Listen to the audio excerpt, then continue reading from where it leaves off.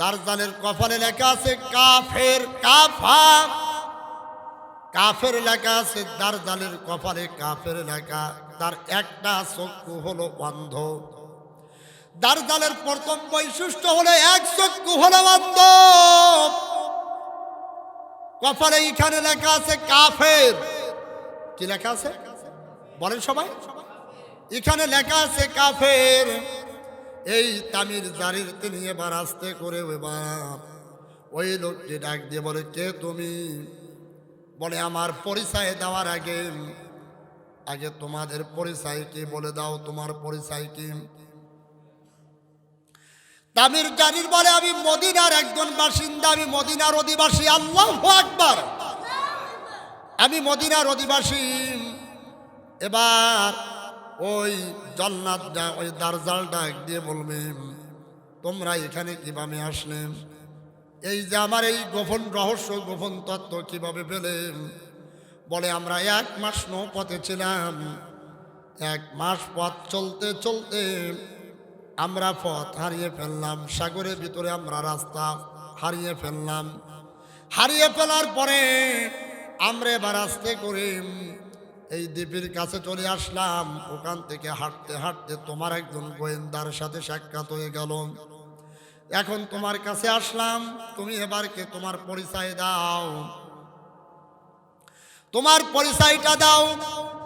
জল্লাদ এবার দারজাল বলে, আমার পরিচয় দেওয়ার আগে আমি তোমার কাছে আমি প্রশ্ন করতে চাই, যেই জিনিসটাকে আগে সেই জিনিসটার উত্তর দাও। তোমাদের দেশে বাইপাসের যেই খেজুর গাছ, এই খেজুর বাগানের অবস্থা কি? বলে, এই খেজুর বাগান থেকে তো এখনো খেজুর পাই আমরা, খেজুর হয়। 2 নাম্বার হলো, বলে আমার নাম হলো দারজাল। আল্লাহু আকবার। এবার আসেন, এই দারজাল কখন আসবে? কিয়ামতের আগে এমন একটা ভয়ঙ্কর জন্তু আসবে, ইয়াজুজ আর মাজুজ। এই ইয়াজুজ আর মাজুজ এরা এমন একটা যন্ত্র, এমন একটা ভয়ঙ্কর যন্ত্র। এরা এক একটা জাতি। ইয়াজুজ গোষ্ঠী আলাদা, মাজুজ গোষ্ঠী আলাদা। এরা এক একজন ব্যক্তি, কেউ 60 হাত লম্বা, কেউ 120 হাত লম্বা। সুবহানাল্লাহ বলবেন না? 120 হাত লম্বা, তাহলে সে কত বড় জন্তু। জামানার পয়গম্বর মূসা আলাইহিস সালাতু ওয়াস সালামের জামানায় নূহ আলাইহিস সালাতু ওয়াস সালামের দূর সম্পর্কের একজন ভাগনা পরিচিত, নাম হলো উসপালোয়ান। নাম কি বলেন তো? উসপালোয়ান। নূহ আলাইহিস সালাতু ওয়াস সালাম তিনি যখন আল্লাহ তাকে যখন বলেন যে কিস্তি বানাও, তখন সাগরের ভিতরে একটা গাছ ছিল। এখন এই গাছটা কিভাবে আনবেন? তখন নূহ আলাইহিস সালাতু ওয়াস সালাম ডাক দিয়ে বলেন, ভাগনা, এই গাছটা যদি তুমি আমাকে এনে দিতে পারো, তোমাকে পেট পুরে খাবার খাবো। উসপালোয়ান সাগরের ভিতরে দিয়ে হাঁটে যাচ্ছে, সাগরের পানি তার পায়ের হাঁটু পর্যন্ত হয়েছে। আল্লাহু আকবার। তাহলে কত বড় লম্বা ছিল বলেন তো? সাগরের পানি তার পায়ের হাঁটু পর্যন্ত। উনি 1 হাত দিয়ে গাছটা এরকম ধরে টেনে নিয়ে চলে আসে। সুবহানাল্লাহ কবেন না? 1 হাত দিয়ে।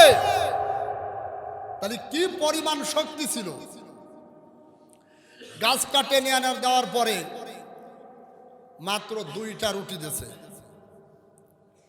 2টা রুটি দেওয়ার পরে উসপালন ডাক দিয়ে বলে, মামা, আপনি কি আমার সাথে তামাশা করেন? বলেন, কেন? আপনি আমাকে পেট পুরে খাবার খাবেন, 2টা রুটি দিলেন, এ তো আমার 10 ভাগের 1 ভাগ হবে না। ভাগনা, তুই খা। কি খাবো আমি? কি খাবো? তুই খাইয়ে তো দেয়। যখন হাত দিচ্ছে তখন বলতে, সেই দাঁড়া। দিলে আবার 2টা রুটি, তারপরে খাওয়ার সময় আবার বলে দাঁড়া। শোন তুই একটা দোয়া পড়। কয় আমি কোনো দোয়া ঠোয়া পড়তে পারবো না। কয় না তুই একটু পড়। কয় না আমি পারবো না। দেখেন না আমাদের ভিতরে কিছু লোক আছে খাবার সময় কোনো দোয়াও পড়ে না, খাবার সামনে আসলে কোনো দোয়াও পড়ে না, এই জন্য বরকত আস্তে আস্তে উঠে যাচ্ছে। বলে পড় তুই, বলে না। কয় ভাই একটু পড় নাই। তা কয় কি কব? তা কয় তুই কব বিসমিল্লাহি আলা বারাকাতিল্লাহ। কয় এই কি কয়ে ফারা যায় এখন? কয় না তুই একটু কয় নাই। কয় বিসমিল্লাহি আলা বারাকাতুল্লাহ। এবারও তুই খা। খাই একটা রুটির অর্ধেক খাওয়ার পরে এখন কছে মামা আমার আর চলতেছে না। সুবহানাল্লাহ কবেন না? বরকত দিয়েছেন কে? মাত্র 2-3 জন কথা কয় বরকত দিয়েছে কে? আরে ভাই রোজা আপনারাও আছেন আমিও আছি, একটু চিল্লাই বলেন তো দেখি তো বরকত দেওয়ার মালিক কে? আর একটু জোরে বলেন বিসমিল্লাহি আলা বারাকাতিল্লাহ। বরকত দেওয়ার মালিক কে?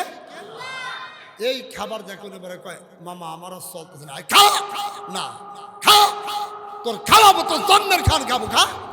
মামা তোমার বিসমিল্লাহ যে এত জোরে আমি আগে জানতাম না মামা, আমি মাপ চাই মামা। সুবহানাল্লাহ সুবহানাল্লাহ। তখন এই উসপালোয়ান মূসা আলাইহিস সালাতু ওয়াস সালামের জামানায় একবার মূসা আলাইহিস সালাতু ওয়াস সালাম উসপালোয়ানকে দাওয়াত দিতে গেছে, এই তুই পড় লা ইলাহা ইল্লাল্লাহ মূসা কালিমুল্লাহ। মূসা আলাইহিস সালাতু ওয়াস সালাম এই কথাটা কোন বলা মাত্র উসপালোয়ান ওরে তার পকেটের মধ্যে করে ভাড়ি নিয়ে চলে গেছে। সুবহানাল্লাহ হবেন না? আরে কি লম্বা, পকেটের মধ্যে করে নিয়ে বাড়ি চলে গেছে। ঠিক এবার ওনার স্ত্রী বলতেছে আপনি একটা পিঁপড়ে ধরে নিয়েছেন কি জন্য, ছাড়িয়ে দেন। ছাড়িয়ে দেওয়ার পরে ফিরে আবার যখন দাওয়াত দিতে গেছে তখন মূসা আলাইহিস সালাতু ওয়াস সালামকে মারার জন্য উসপালোয়ান একটা পাহাড় উঁচু করে মাথার উপরে নিয়ে চলে আসতেছে। তখন পাহাড় যখন এরকম উঁচু করে মাথার উপরে নিয়ে আসতেছে, আল্লাহ একটা পাখিরে কয়, এই পাখি ওই মূসা আলাইহিস সালাতু ওয়াস সালামের মাথার উপরে যে পাহাড় ওখানে একটু ছিদ্র করে দিয়ে ওর মাথার ওর ভিতরে ঢুকায় দে। সুবহানাল্লাহ হবে না? এ ক্ষমতা কার? আর একটু জোরে গান, আর একটু জোরে বলেন। তাহলে পাহাড় উঁচু করে নিয়ে আসতেছে মূসা আলাইহিস সালাতু ওয়াস সালামের মারার জন্য। তাহলে কত বড় শক্তিবান ব্যক্তি। এবার মূসা আলাইহিস সালাতু ওয়াস সালাম তিনি বিশাল জোরে একটা লাফ দিয়ে লাঠি দিয়ে আঘাত করলেন, তার পায়ের এই জায়গায় লাগলেন, হাঁটুতে লাগলেন। তাহলে কি বড় শক্তিবান ছিল। তাহলে এই ইয়াজুজ মাজুজ তারা এমন একটা ভয়ঙ্কর গোষ্ঠী, ওদের সামনে যা কিছু আসতো, উট আসুক, গরু আসুক, ভেড়া আসুক, দুম্বা আসুক, সব তারা 1 সেকেন্ডের ভিতরে খেয়ে হজম করে ফেলত। সুবহানাল্লাহ কয় না? তাহলে এই শক্তি, এত বড় শক্তি প্রাণী বানানোর, এত বড় শক্তি এই গোষ্ঠী বানানোর মালিক যিনি আছেন তিনি কে? আর একটু জোরে বলেন কে? একটা উট, একটা উটের গোশত খাওয়াটা কি সাইডখানি ব্যাপার? চিন্তা করেন তো দেখি। এই ইয়াজুজ আর মাজুজ এরা কিয়ামতের আগেই তিনি আবির্ভাব হবে। এই ইয়াজুজ মাজুজ নবী সুলাইমান আলাইহিস সালাতু ওয়াস সালাম তিনি আকাশের মেঘের উপরে তিনি তখ্ত বানায়া তিনি সফর করতেন। সুবহানাল্লাহ বলবেন না? তিনি দেখুন এইভাবে সফর করতেন। সফর করতে করতে করতে তিনি 2 দ্বীপের মাঝখানে, যাকে এখানে একটা বাসিন্দা আছে, কিছু লোকজন আছে, ওই লোকজনগুলি ডাক দিয়ে বলেন, ও বাদশা সুলাইমান, এখানে একটা জন্তু আছে, এই ইয়াজুজ আর মাজুজ, এরা এসে আমাদের প্রত্যেকটা দিন আমাদের সম্পদগুলি তারা নষ্ট করে দিয়ে যায়, আমাদের সম্পদগুলো খেয়ে তারা নষ্ট করে দেয়, আমাদেরকে নিয়ে চলে যায়, অনেককে নষ্ট করে দেয়। এখন কি করা যাবে? তখন তারা বলতেছেন, ওই লোকজনগুলো বলতেছেন, বাদশা সুলাইমান, আমরা আপনাকে কিছু অর্থ দিচ্ছি, আপনি আমাদের এখানে একটা প্রাচীর নির্মাণ করে দেন। সুবহানাল্লাহ বলবেন না? একটা প্রাচীর নির্মাণ করে দেন, আমরা আপনাকে কিছু অর্থ দিচ্ছি। সুলাইমান পয়গম্বর ডাক দিয়ে বলে, তোমাদের অর্থ আমার দরকার নেই, আল্লাহ আমাকে তামাম পৃথিবীর বাদশাহীর ক্ষমতা আমার হাতে দিয়ে দিয়েছে। তামাম পৃথিবীর বাদশাহীর ক্ষমতা দিয়ে দিয়েছেন, কিন্তু তোমাদের আমাদের একটা জিনিস দরকার, সেই জিনিসটা হলো জনশক্তি। কি শক্তি? একটু বলেন, কথা বলেন। জনশক্তি। তাহলে একজন দেশের প্রেসিডেন্ট দেশ পরিবর্তন করতে পারবে তখনই যখন তার দেশের জনগণ তার সাথেই থাকবে, জনবল যখন থাকবে তখন দেশটাকে সুন্দর করার জন্য আমাদের জন্য অত্যন্ত সহজ হয়ে দাঁড়াবে। একটু ভালো করে বোঝেন। কিন্তু দেশ থেকে মনে করেন যে রাষ্ট্র ভবন থেকে, সংসদ ভবন থেকে ডাইরেক্ট বলে দিচ্ছে, মনে করেন এখনকার প্রধানমন্ত্রী আমাদের তারেক জিয়া, উনি ডাইরেক্ট বলে দিচ্ছে আমার দেশের ভিতরে কোনো চোর থাকবে না, কোনো ডাকাত থাকবে না, কোনো খুন খারামি থাকবে না, কোনো হাইজাকার থাকবে না, কোনো মাদক থাকবে না। এই কথাটা যখন বলে দিচ্ছে, এখন তারেক জিয়া ভাই কিন্তু রাষ্ট্রীয় ভবন থেকে ঘোষণা দিচ্ছে, কিন্তু আপনার এলাকায় যে চোর আছে, সন্ত্রাস আছে, এটা তো তারেক জিয়া ভাইয়ের কিন্তু জানার কথা না, এটা জানার দরকার আমার আপনার। এটা জানার দরকার কাদের? আমাদের না? এটা আমাদের জানার দরকার। এখন কোন সন্ত্রাস যদি দমন করতে হয় রাষ্ট্র ভবন থেকে পারবে না। এই সন্ত্রাস, এই চাঁদাবাজি গুলো ধরে ধরে আমাদের প্রশাসনের হাতে যখন তুলে দেওয়া হবে, তখন প্রশাসন তারেক জিয়ার নির্দেশ অনুযায়ী তারা বিচার করতে বাধ্য হবে। কথা বলেন ঠিক না বেঠিক? এবার বলছেন, তাহলে সুলাইমান আলাইহিস সালাম বলেন, আমরা, আমার টাকার দরকার নেই, অর্থর দরকার নেই, আমার দরকার জনশক্তি। তোমরা আমাকে একটু হেল্প করো, আমি এখানে একটা প্রাচীর নির্মাণ করব, তামার প্রাচীর। সুবহানাল্লাহ বলতে পারেন না? আর একটু জোরে বলেন আল্লাহু আকবার। প্রথমে লোহা দিলেন। প্রথমে কি দিলেন বলেন? লোহা দিলেন। প্রথমে লোহা দেওয়ার পরে চিন্তা করলেন এই লোহা কিন্তু জং ধরে নষ্ট হয়ে যাবে, কিন্তু তামা কিন্তু নষ্ট হওয়ার কোনো সুযোগ নাই। একটা প্রাচীর নির্মাণ করে দিলেন, কিয়ামতের আগ পর্যন্ত ওই প্রাচীরটা ওইভাবে পড়ে থাকবে। প্রাচীর নির্মাণ করা থাকবে, ওইভাবে পড়ে থাকবে। তখন আস্তে করে প্রাচীর যখন ওইভাবে পড়ে থাকবে, প্রত্যেকটা দিন তারা এসে দাঁত দিয়ে কাটবে। সকাল থেকে কাটতে কাটতে কাটতে সন্ধ্যার সময় তারা যখন চলে যাবে, তারা একটা কথা বলবে, আগামীকাল আসবো। আগামীকাল এসে দেখবেন যতটুকানি কেটেছিল ঠিক ততটুকানি আবারও ওইভাবেই আবার জয়েন্ট হয়ে গেছে। জোরে বলেন আল্লাহু আকবার। ওরা যেই দিনকে বলবে আগামীকাল সেই শেষ করব ইনশা, বলেন ইনশা, তারপরের দিন এসে ওরা শেষ করবে। তখন ওই ইয়াজুজ আর মাজুজের বংশধর এই জমিনে ছড়িয়ে পড়বে, ফসল নষ্ট করবে, সব কিছু তারা নষ্ট করে দেবে।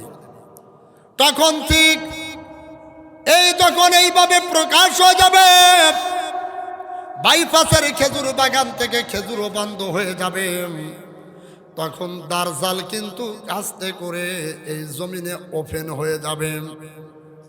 এবার খেয়াল করেন, দারজাল ওপেন হয়ে যাবে। ওপেন হওয়ার পরে ইমানদারেরকে নষ্ট করে দেবে, ইমান নষ্ট করার চেষ্টা করবে। তার দলীয় ভক্ত কিছু লোক নিয়ে নেবে। লোক নেওয়ার পরে ডাক দিয়ে বলেন, শোনো, আমি হলাম তোমাদের বড় আল্লাহ, বড় রব। নাউজুবিল্লাহ কবেন না? আমি হলাম বড় আল্লাহ, বড় রব। আল্লাহ বলতে আর কেউ নাই, সুতরাং আমি যা বলবো তাই তোমরা শোনো। উনি এবার একটা পাখি জবাই করবেন। পাখি জবাই করার পরে ওর ভিতরে কিছু জাদু থাকবে। এই পাখি জবাই করার পরে পাখিটা খেয়ে ফেলবে, হাড্ডিগুলো এক জায়গায় উড়াই দিবে। এবার বলবে পাখি হয়ে বেরোয় আসো। তখন একটা পাখি যখন হয়ে বেরোয় আসবে, তখন কিছু লোক যারা ঈমান হারা তারা ওর উপরে তারা বিশ্বাস রাখবে। কিন্তু প্রকৃতি যারা ঈমানদার, প্রকৃতি যারা মুমিন, যারা আল্লাহওয়ালা, তারা সব সময়ের জন্য মাসিবুদ দাজ্জাল থেকে আল্লাহর কাছে পানা চাই। জোরে বলেন আল্লাহু আকবার। এই দাজ্জাল তার এক নম্বর বৈশিষ্ট্য ছিল, সে হলো তার কপালে লেখা থাকবে কাফের। 2 নম্বর, তার এক চক্ষু হলো অন্ধ। 2 নম্বরের বৈশিষ্ট্য হলো তখন তিনি ওপেন হয়ে যাবেন। ওপেন যখন হয়ে যাবেন, তখন ইমাম মেহেদী আলাইহিস সালাতু ওয়াস সালাম আল্লাহর এই জমিনে অবতীর্ণ হয়ে যাবে আল্লাহর পক্ষ থেকে। সুবহানাল্লাহ কবেন না? ইমাম মেহেদী আলাইহিস সালাতু ওয়াস সালাম যখন আসবে, এর ভিতরে অনেক লম্বা ঘটনা চলে আসে। ইমাম মেহেদী আসবেন। এবার সিরিয়ার ফিলিস্তিনের এক মসজিদের উপরে আমাদের নবী শেষ জামানার নবী উম্মাত হয়ে হযরত ঈসা রূহুল্লাহ 2 জন ফেরেশতা আর কাদের উপরে ভর করে মসজিদের ছাদের উপরে তিনি নেমে আসবে। একটু জোরে বলেন আল্লাহু আকবার। ঈসা রূহুল্লাহ যখন নেমে আসবে, আসার পরে যখন তিনি কাতারে দাঁড়াবেন, তখন ইমাম মেহেদী আলাইহিস সালাতু ওয়াস সালাম তিনি চিনতে পারবে। চিনার পরে বলবেন, হে ঈসা রূহুল্লাহ, আপনি আমাদের নবীর আগের একজন নবী, আপনি ইমামতি করেন। তখন ঈসা রূহুল্লাহ বলবে, না, আমি এই ইমামতি করব না। আজকে এই গোটা জাতির ইমাম আপনি, আপনার পিছনে আমি ইক্তেদা করে ইমাম, আপনার পিছনে আমি নামাজ আদায় করব। জোরে বলেন না আল্লাহু আকবার। তিনি ফজরের নামাজ আদায় করবেন। আদায় করার পরে তখন ঈসা রূহুল্লাহ তখন মসজিদ থেকে বেরোয় আসবেন। মসজিদ থেকে যখন বেরোয় আসবেন, মসজিদ থেকে বেরোয় আসার পরে এবার ইমাম মেহেদীকে যখন সামনে নিয়ে বেরোয় আসবে, ইমাম মেহেদীকে যখন সামনে নিয়ে বেরোয় আসবে, এবার দাজ্জালের বাহিনীও বেরোয় আসবে। বাহিনীকে এবার দাপড়াইয়া দাজ্জালকে ধরেই তিনি ঈসা রূহুল্লাহ তিনি ওই জায়গায় দাজ্জালকে হত্যা করে ফেলবে। জোরে বলেন আল্লাহু আকবার। সম্মানিত ভাইরা, এই দাজ্জাল তাহলে রাসূলের ভাষা অনুযায়ী তিনি এখনো আমাদের মাঝে আছে, কিন্তু সে এখন শিকলি দিয়ে তালাবদ্ধ আছে, এখনো ওপেন হয়নি। কিন্তু দাজ্জালের আসার সময় খুবই নিকটে। এই দাজ্জালের আসার সময় খুবই নিকটে। কিয়ামতের আগে আল্লাহ রাব্বুল আলামিন জিবরাইল আলাইহিস সালাতু ওয়াস সালাম বিশ্ব নবীর ইন্তেকালের সময় এবার জিবরাইল কাঁদতে থাকবেন। জিবরিল আমিন যখন কাঁদবেন, তখন আল্লাহর নবী ডাক দিয়ে বলেন, ও জিবরাইল, তুমি এই পৃথিবীর জমিনে কি আর আসবা? তখন জিবরাইল ডাক দিয়ে বলেন, ইয়া রাসূলুল্লাহ, এই পৃথিবীর জমিনে আমি আর কখনো ওহী নিয়ে আসতে পারবো না, কিন্তু এই পৃথিবীর জমিনে 10টা বার আমি আসবো। কিয়ামতের আগে 10 বার এসে 10টা জিনিস আমি উঠায় নিয়ে চলে যাব। সর্বশেষ যেইবার আসবো, প্রত্যেকটা কোরআনের পৃষ্ঠা থেকে আমি কোরআনের অক্ষরগুলো উঠিয়ে নিয়ে যাব, কোরআনের কালিগুলো উঠায় নিয়ে যাব।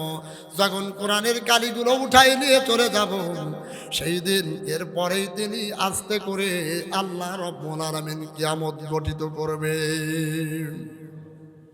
সম্মানিত ভাইরা, এই জন্য দেখেন 10টা জিনিসের ভিতরে বরকত উঠে নিয়ে যাবে, সম্মান উঠে নিয়ে যাবে, আত্মসম্মান উঠে নিয়ে যাবে। এভাবে 10টা করে জিনিস উঠে নিয়ে চলে যাবে।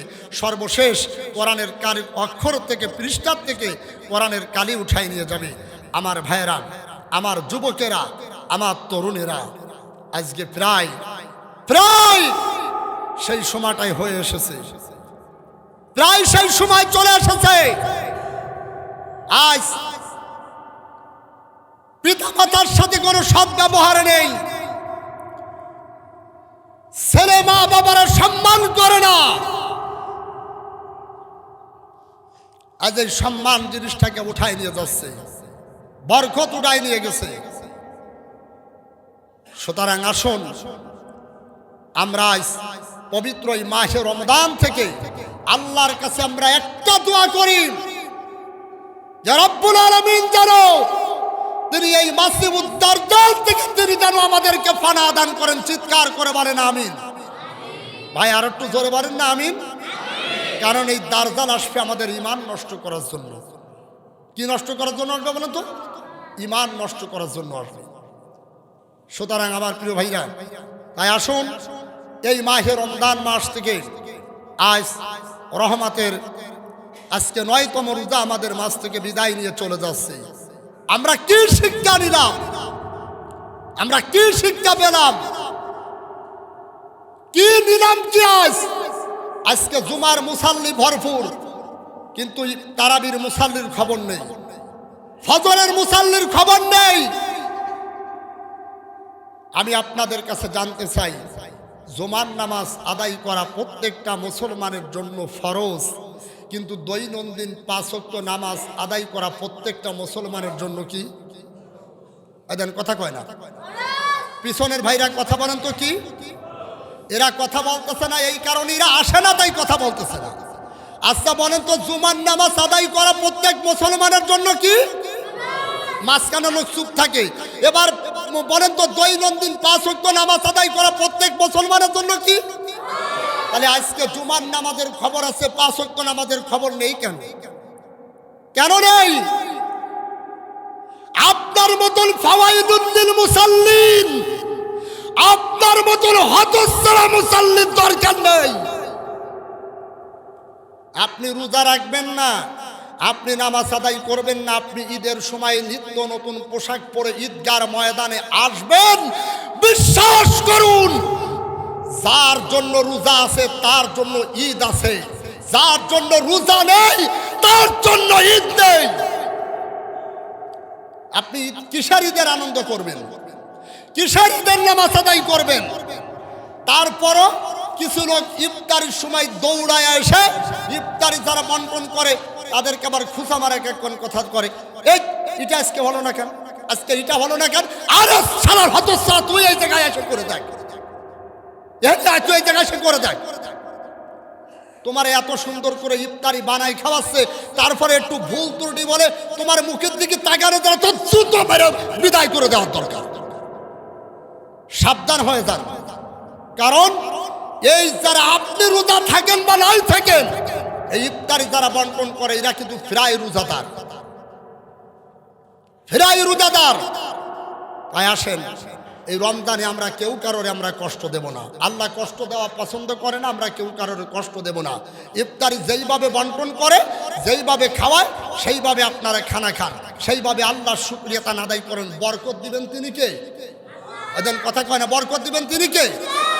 আর 2 নম্বর বক্তব্য হলো, মাহে রমজান থেকে আমাদের আল্লাহর রাস্তায় যে যতটুকানি পারি আমরা আল্লাহর ঘরের জন্য মন থেকে প্রাণ ভরে যে যত পারেন আপনি মাহে রমাদানে দান করেন।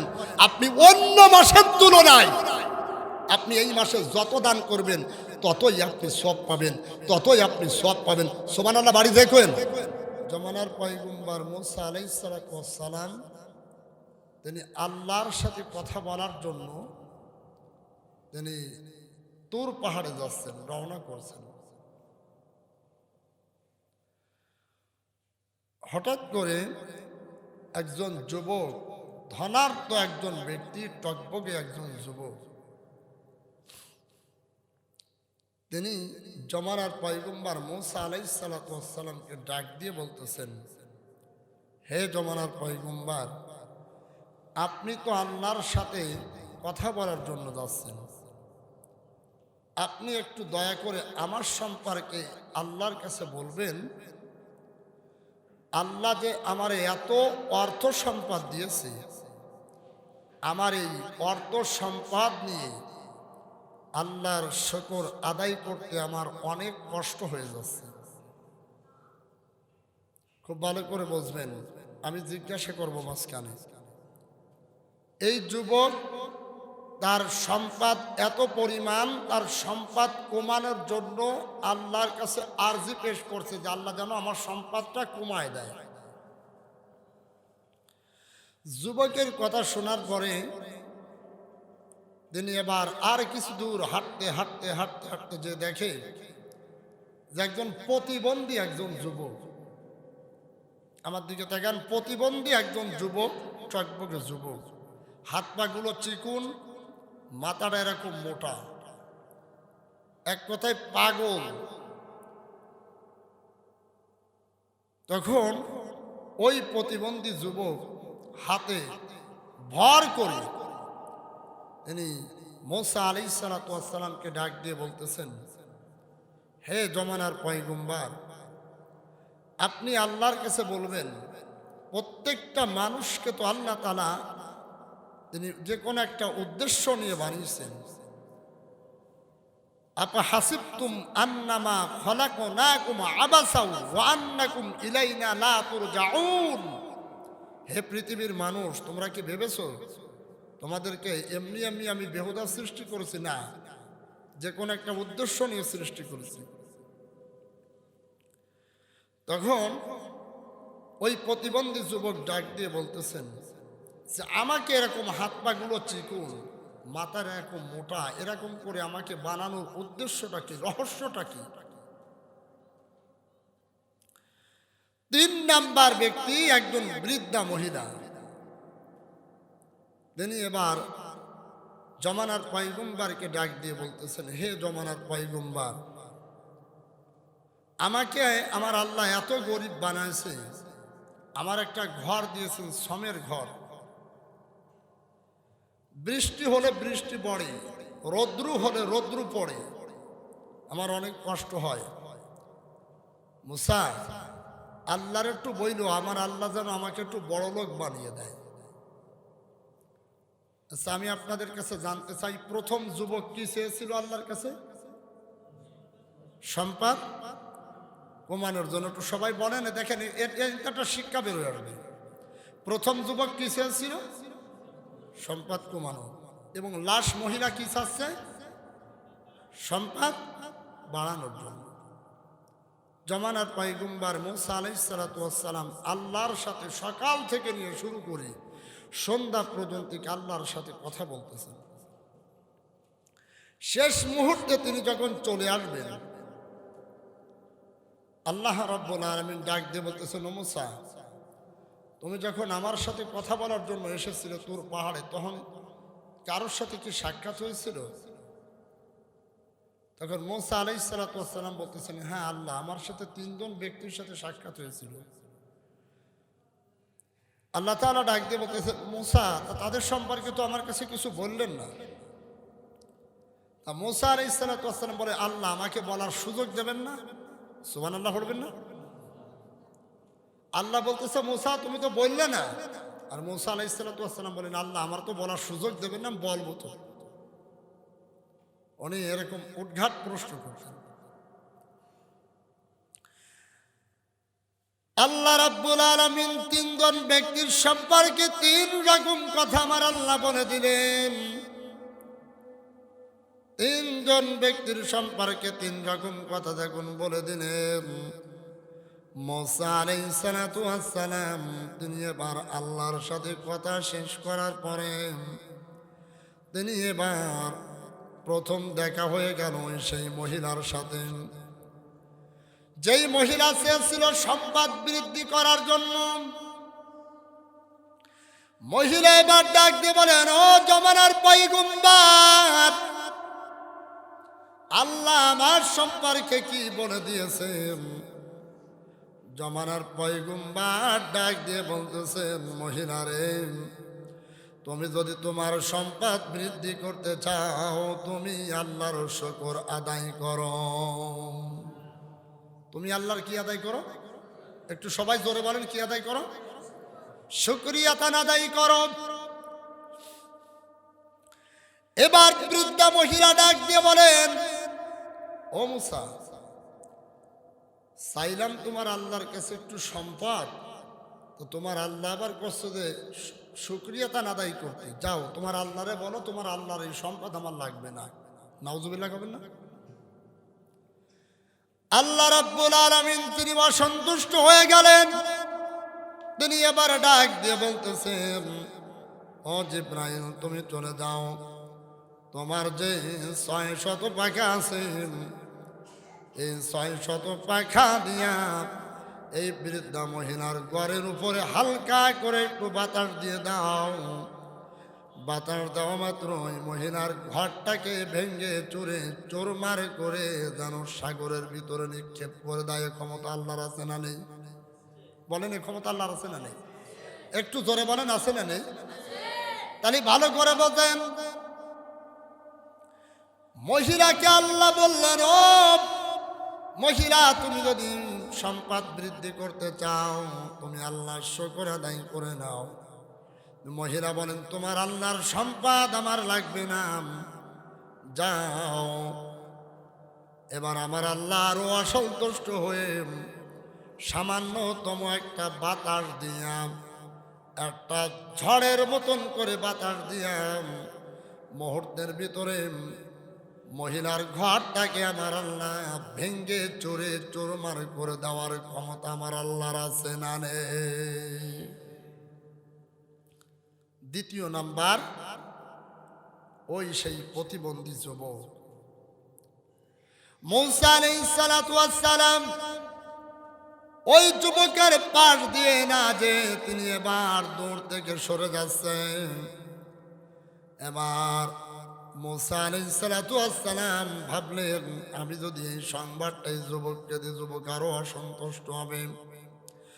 প্রতিবন্ধী যুবক এবার দূর থেকে নজর করে ডাক দিয়ে বলেন, রে ও মূসা, তুমি আমার সাথে কথা না বলে কেন চলে যাচ্ছ? আমার আল্লাহ আমার সম্পর্কে যা বলেছে আমাকে একটু জানা দাও। এবার মূসা আলাইহিস সালাতু ওয়াস সালাম ডাক দিয়ে বলেন, ও যুবক, তোমার সম্পর্কে যা কিছু বলেছেন এটা শুনলে তোমার মন খারাপ হয়ে যাবে। যুবক এবার ডাক দিয়ে চোখের পানিতে তার ডাক দিয়ে বলেন, রে মূসা, আমার আল্লাহ আমার সম্পর্কে ভালো বলুক আর মন্দ বলুক, আমার শুনলে বিন্দু পরিমাণ আমার কোনো মন খারাপ হবে না। জোরে বলেন আল্লাহু আকবার। আমার শুনলে কোনো মন খারাপ হবে না। এবার মূসা আলাইহিস সালাতু ওয়াস সালাম ডাক দিয়ে বলেন, এর যুবক, তোমার সম্পর্কে আল্লাহ বলে দিয়েছেন তোমার এই হাত পাগুলো চিকন আর মাথাটা হলো এরকম মোটা। কাল কিয়ামতের ময়দানে জাহান্নামের আগুন যেই গর্ত থেকে উদ্বোধিত হবে, যেই গর্ত থেকে উদিত হবে, আমার আল্লাহ কোনো কারণে যদি জাহান্নামের আগুনটাকে বন্ধ করতে চায়, আমার আল্লাহ তখন তোমাকে দলা পাকায়া আর ওই মাথাটা ওই গর্তর ভিতরে ঢুকাই দিয়া তোমাকে দিয়ে আল্লাহ জাহান্নামের আগুনটাকে বন্ধ করে দেবে। আচ্ছা, বুঝে থাকি বলেন তো দেখি, যুবকের জন্য সুসংবাদ না দুঃসংবাদ? বলেন সবাই। যুবকের জন্য দুঃসংবাদ, কিন্তু যুবক এটা চিন্তা না করে আল্লাহু আকবার দিয়ে তিনি সিজদা দিয়েছেন। চিৎকার করে বলেন আল্লাহু আকবার। আরো জোরে বলেন আল্লাহু আকবার। এখন বলতে পারেন, যুবকের আল্লাহু আকবার বলার উদ্দেশ্যটা কি? তখন যুবক এবার ডাক দিয়ে মূসা আলাইহিস সালাতু ওয়াস সালাম ডাক দিয়ে বলেন, রে যুবক, তোমার জন্য তো দুঃসংবাদ। কেন তুমি এই কাজটা করলে? বলে, আমার জীবনের একটা ধারণা ছিল যে আমাকে দিয়ে আমার আল্লাহ কোনো কিছু করাবেন না, খামোকা বানাইছেন। কিন্তু আজকে আমার জীবনের ধারণা চেঞ্জ হয়ে গেল। প্রত্যেকটা মানুষ, ভালো হোক মন্দ হোক, প্রতিবন্ধী হোক আর ভালো হোক, আল্লাহ যে কোনো একটা উদ্দেশ্য নিয়েই তিনি বানিয়েছেন। সুবহানাল্লাহ পড়বেন না? আপাহাসিবতুম আন্নামা খলাকনাকুম আবাসা ওয়া আন্নাকুম ইলাইনা লা তুরজাউন। আল্লাহ কোনো মানুষকে উদ্দেশ্য ছাড়া তিনি বানান নাই, যে কোনো একটা উদ্দেশ্য নিয়ে বানিয়েছেন।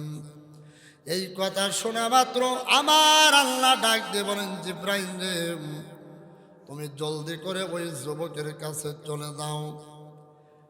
এই মুহূর্তের জন্য এই যুবক রে আর দেরি না করে প্রতিবন্ধীর থেকে আমি আল্লাহ এই যুবককে পুরোপুরি সুস্থ করে আমি আল্লাহ ভালো করে দিলাম। একটু জোরে বলেন না আল্লাহু আকবার। এবার এখান থেকে শিক্ষাটা বের করেন। শেষ মহিলা, তাকে আল্লাহ বললেন, তুমি আল্লাহর শুকরিয়াটা আদায় করো, তোমার সম্পদ বৃদ্ধি হবে। মহিলা কি বললেন? যে আমার সম্পদের দরকার নেই। বলেন আমার সম্পদের দরকার নেই। আল্লাহ তাআলা অসন্তুষ্ট হয়ে ঘরটাকে ভেঙ্গে চুরে চুরমার করে দিয়ে সাগরের ভিতরে নিক্ষেপ করে দিলেন। আর মাঝখানের এই যুবক, তার জন্য এত বড় দুঃসংবাদ হওয়া মাত্র, শোনা মাত্র তিনি আল্লাহর শুকর আদায় করলেন। সুবহানাল্লাহ বলবেন না? আমার আল্লাহ মুহূর্তের ভিতরে, সেকেন্ডের ভিতরে ভালো করার ক্ষমতা আছে না নেই বলেন তো? ইন্নামা আমরুহু ইযা আরাদা শাইআন আইয়াকুনা লাহু কুন ফায়াকুন। জোরে বলেন আল্লাহু আকবার। আমার আল্লাহ ভালো করার মালিক, ক্ষমতা করার মালিক, মারারও মালিক, জীবিত করারও মালিক। তিনি কে? সবাই বলেন ভাই, একটু জোরে বলেন কে? আল্লাহ। এবার আসেন ওই প্রথম যুবক, যেই যুবক কি ছিল? সম্পদ কমানোর জন্য। এবার মূসা আলাইহিস সালাতু ওয়াস সালামকে দেখে এই যুবক এবার ডাক দিয়ে বলতেছেন, যুবক রে, তোমার সম্পদ আল্লাহ কমায় দেবেন, উদ্দেশ্য হলো একটা, তোমার আল্লাহর শুকর আদায় করা বন্ধ করে দিতে হবে। খুব ভালো করে বলেন, তোমার সম্পদ আল্লাহ কমায় দিতে পারে, শর্ত একটা, তোমার আল্লাহর শুকরিয়াটা আদায় করা বন্ধ করে দেওয়া লাগবে। যুবক এবার কি বললেন শোনো। যুবক এবার ডাক দিয়ে বলেন, ও মূসা, আমার আল্লাহ যদি এই তামাম পৃথিবীটা যদি আমাকে স্বর্ণই রূপান্তরিত করে দেয়, স্বর্ণই যদি পরিণত করে দেয়, আমি আল্লাহর শুকরিয়াটা আদায় করার থেকে আমি এক সেকেন্ডও আমি দূরে থাকবো না। সুবহানাল্লাহ বলবেন না? আল্লাহর বান্দারা, তাহলে এখান থেকে বোঝা যায় আল্লাহর শুকর আদায় যেই ব্যক্তি করে, ওই ব্যক্তির উপরে খুশি হয় আমার আল্লাহ। ওই ব্যক্তির উপরে খুশি হয় কে? একটু সবাই বলেন আল্লাহ। আর আল্লাহর নিয়ামত খাওয়ার পরেও যদি আল্লাহর শুকর আদায় না করে, ওই ব্যক্তির উপরে অসন্তুষ্ট হয় হলো আল্লাহ। তাহলে আমরা সব ক্ষেত্রে, সর্বক্ষণ, সব সময় শুকরিয়াটা আদায় করব কার জন্য? একটু সবাই বলেন কার জন্য? তাহলে চিৎকার করে বলেন তো দেখি আলহামদুলিল্লাহ।